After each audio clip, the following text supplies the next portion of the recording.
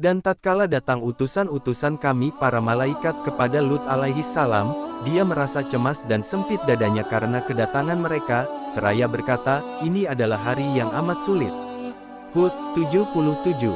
Awalnya, Nabi Lut alaihi salam belum mengetahui bahwa para tamu tersebut adalah para malaikat yang menjelma dengan wujud pemuda yang tampan lagi gagah.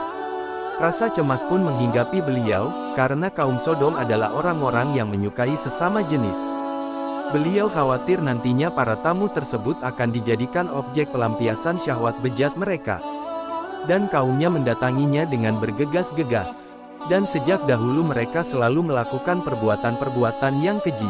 Lut alaihi salam berkata, hai kaumku, inilah putri-putriku. Mereka lebih suci bagimu, maka bertakwalah kepada Allah subhanahu wa ta'ala dan janganlah kamu mencemarkan namaku terhadap tamuku ini.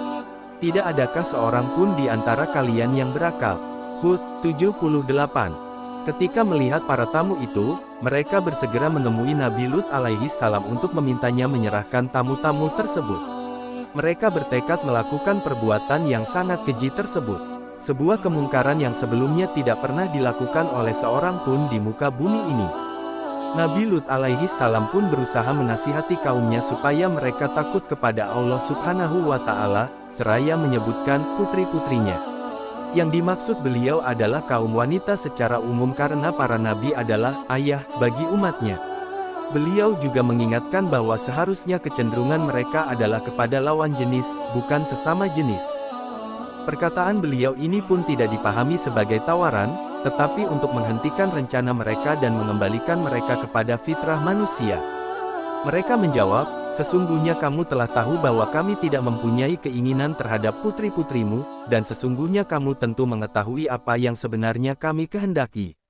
Lut alaihi salam berkata, seandainya aku mempunyai kekuatan untuk menolakmu, atau kalau aku dapat berlindung kepada keluarga yang kuat tentu aku lakukan.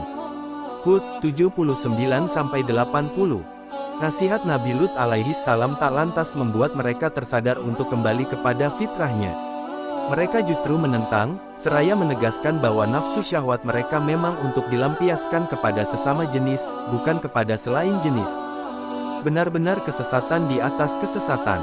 Tidak hanya menolak nasihat, tetapi mereka juga menentang dan tetap bersikukuh mempertahankan kebejatannya dan tidak mau kembali kepada al-haq kebenaran.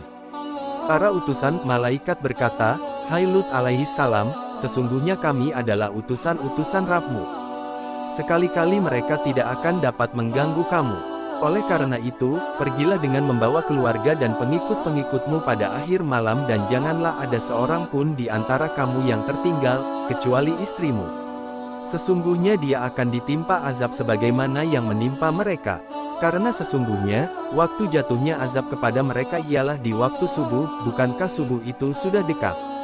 Maka tatkala azab kami datang, kami balikkan bagian atas negeri kaum Lut alaihi salam itu menjadi terbalik ke bawah. Dan kami hujani mereka secara bertubi-tubi, dengan batu dari tanah yang dibakar. Yang diberi tanda oleh Rabb-Mu, dan siksaan itu tiadalah jauh dari orang-orang yang zalim.